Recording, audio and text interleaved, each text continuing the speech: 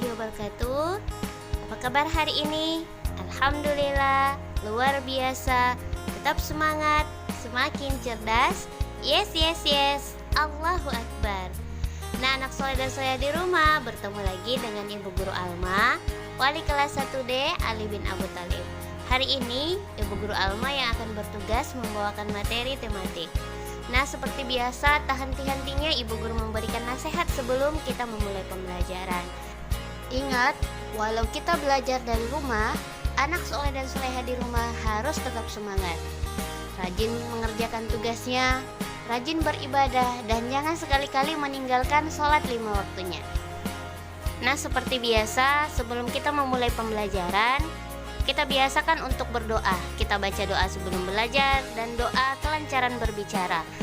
Hari ini kita akan murojaah surah An-Naziat dari ayat 1 sampai 12. Ingat, sebelum kita memulai murojaah surah An-Naziat, jangan lupa untuk murojaah surah An-Naba ya, supaya bacaan surah An-Naba tidak terlupakan. Nah, sekarang kita akan murojaah surah An-Naziat. Suaranya dikeraskan dan bacaan ibu guru diikuti. A'udzu billahi minasyaitonir rajim.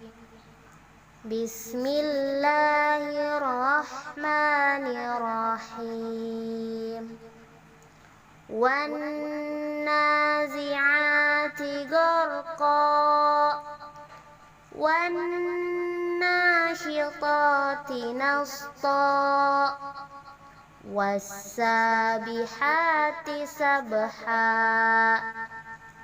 fassabiqati sabqa falmudabbirati amra yauma tarjufur rajifah tatba'uha radifah qulubun yawma idzin wajifah absaruha khashi'ah yaquluna a inna lamarduduna fil hafirah أَإِذَا كُنَّا عِظَامًا نَخِرَةً قَالُوا تِلْكَ إِذًا كَرَّةٌ خَاسِرَةٌ.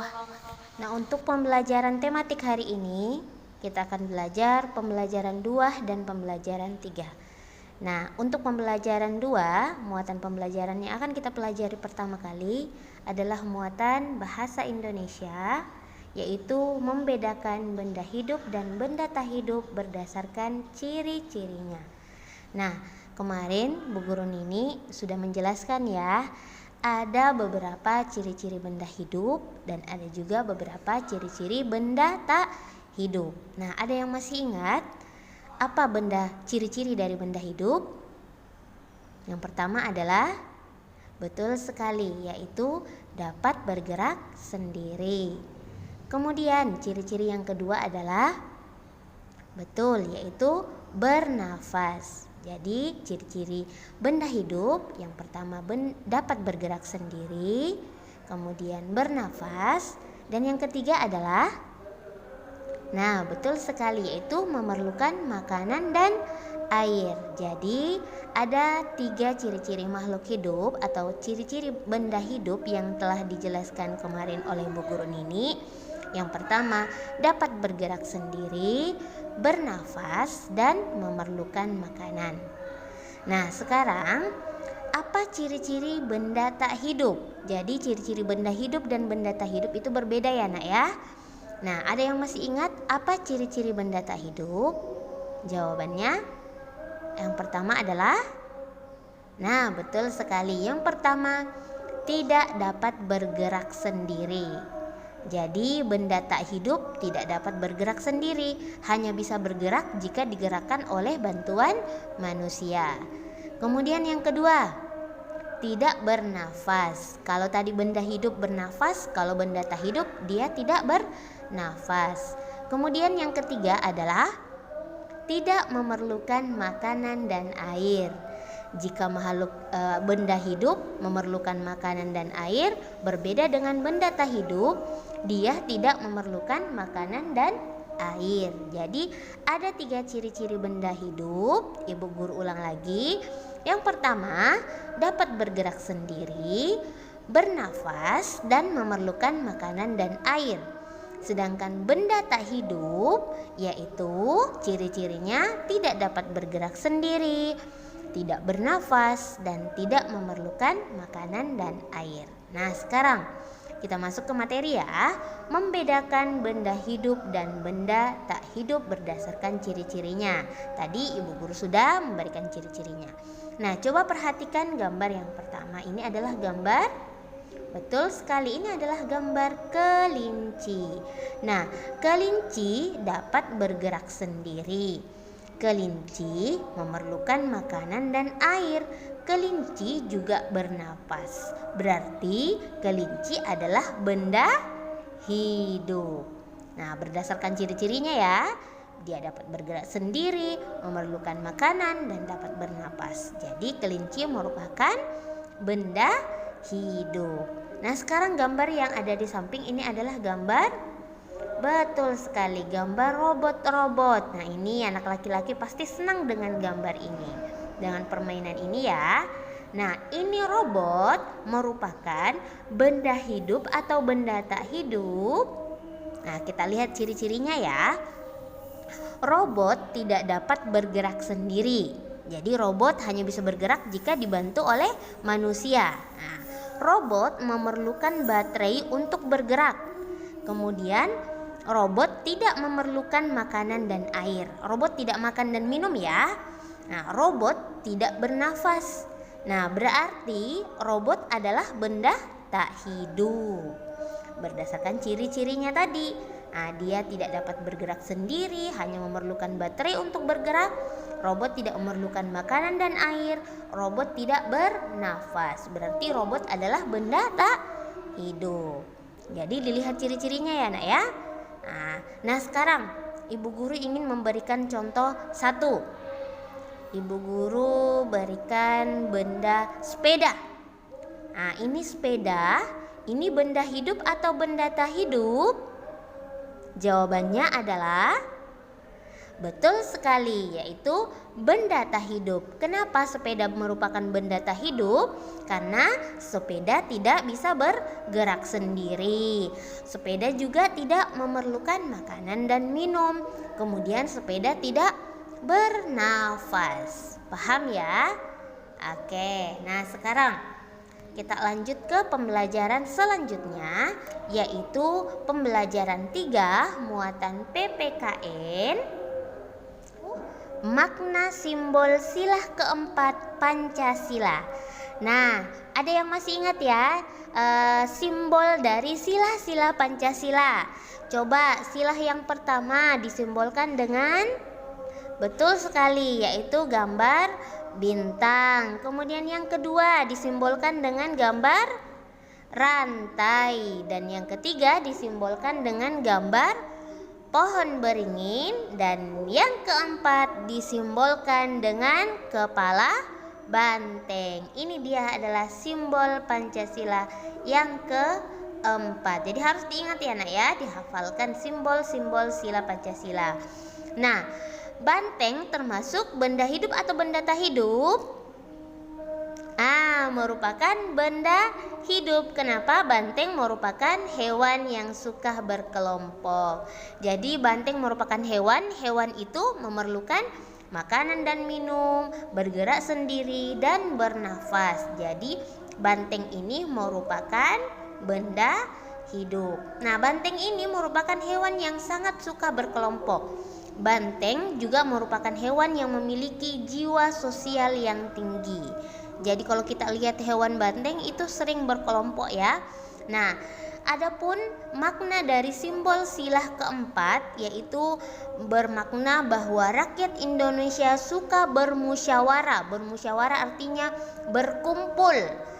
dan menyelesaikan masalah. Jadi kalau rakyat Indonesia kalau ada sesuatu, ada masalah, kita bermusyawarah, berkelompok. Jadi sama seperti dengan hewan banteng. Nah, hewan banteng suka sekali berkelompok, sama dengan rakyat Indonesia. Jadi makanya di Pancasila keempat disimbolkan dengan gambar kepala banteng, karena makna dari Pancasila yang keempat yaitu rakyat Indonesia suka bermusyawarah dalam menyelesaikan masalah. Nah ya, sudah paham ya?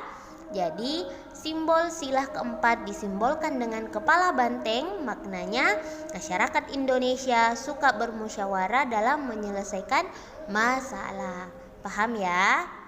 Oke, lanjut. Untuk muatan bahasa Indonesia lagi, mengenal benda hidup berdasarkan ciri-cirinya, sama dengan materi yang telah Ibu Guru jelaskan tadi. Nah, tetapi ini gambarnya berbeda ya. Kita lihat dulu gambar yang pertama, ini gambar apa? Betul sekali, ini adalah gambar kucing. Nah, kucing ini adalah benda hidup atau benda tak hidup? Betul sekali, adalah benda hidup. Kenapa disebut benda hidup? Karena kucing adalah benda hidup. Kucing dapat bergerak sendiri. Kucing bergerak dengan cara berjalan. Kucing juga memerlukan makanan dan air. Selain itu, kucing juga bernafas. Nah, kemudian gambar yang kedua, ini gambar apa? Betul sekali, ini adalah gambar burung elang. Burung elang benda hidup atau benda tak hidup? Betul sekali, adalah benda hidup. Elang, kucing merupakan benda hidup. Ikan juga merupakan benda hidup. Burung juga benda hidup karena burung bergerak dengan cara terbang. Burung memerlukan makanan atau biji-bijian. Jadi burung memakan biji-bijian. Burung bergerak sendiri, burung memerlukan makanan dan minum, burung juga bernafas. Jadi benda hidup, burung merupakan benda hidup, kucing juga merupakan benda hidup. Ya, paham ya? Oke, selanjutnya muatan bahasa Indonesia, matematika, mengenal nama dan lambang bilangan 40 dan 99. Nah, kemarin Ibu Guru sudah ajarkan ya, yang mana nama bilangan dan yang mana lambang bilangan. Nama berarti yang seperti ini tulisannya, namanya. Sedangkan lambang bilangannya yang berbentuk angka, ya. Ini lambang, ini nama. Ibu ulang lagi, ini lambang dan ini nama. Nah, coba perhatikan contoh berikut ini. Agnes memelihara ikan. Ikan termasuk benda hidup. Ada 41 ikan di kolam. 41. Nah, lambang bilangan dari 41 adalah 4 dengan 1. Seperti ini lambang bilangannya. Ya, paham ya? Bilangan 42, 43, 44, 45 merupakan bilangan urut. Merupakan bilangan urut. Demikian juga bilangan 66, 67, 68, 69 disebut bilangan urut dan dapat ditentukan membilang maju satu-satu. Kenapa disebut bilangan urut? Karena dia berurutan dari 66 ke 67, 68, 69. Dia berurut maju satu kali. Makanya disebut bilangan urut. Ini adalah lambang bilangan dan ini nama bilangan 42. Ada angka 4 dan 2. Nama bilangannya 42. Nah, insya Allah anaknya Ibu Guru sudah paham ya. Nah, untuk tugas tematik hari ini ada 2 ya nak ya. Tugas pertama di halaman 10 yaitu nomor 2. Salinlah tulisan tegak bersambung berikut. Nah, ini ada 2 tulisan bersambung. Ini langsung dikerja di buku pena, langsung ditulis di sini dengan tulisan bersambung seperti contoh di atas. Ini ya nak ya. Kemudian ditulis dengan tulisan bersambung seperti ini. Ini nomor 1 ditulis di sini, nomor 2 ditulis di sini. Untuk tugas kedua di halaman 15. Yang pertama, menuliskan nama dan lambang bilangan sesuai banyaknya benda. Ini nomor 1. Ini sudah ada bendanya, kita hitung. Kemudian ini sudah ada nama bilangannya, 49. Di sini ditulis lambangnya. Kemudian benda yang kedua dihitung dulu. Kemudian tulis nama bilangannya dan lambang bilangannya. Untuk nomor 2, ini mencocokkan, menghubungkan antara nama bilangan dan lambang bilangan. Jadi dibaca dulu nama bilangannya, mana yang sesuai, tarik garis ke lambang bilangannya. Paham ya, ini gampang. Kemudian untuk nomor 3, lengkapi bilangan maju. Nah, tadi sudah Ibu Guru jelaskan, ada tadi Ibu Guru hitung bilangan urut. Nah, jadi kira-kira bilangan mana yang hilang? 46, 47, 48. Kira-kira angka berapa ya di sini? Kemudian di sini dan di sini. Diisi titik-titiknya ya, Nak ya. Paham ya? Jadi tugasnya ada 2, halaman 10 dan halaman 15. Langsung dikerja di buku Bu Pena.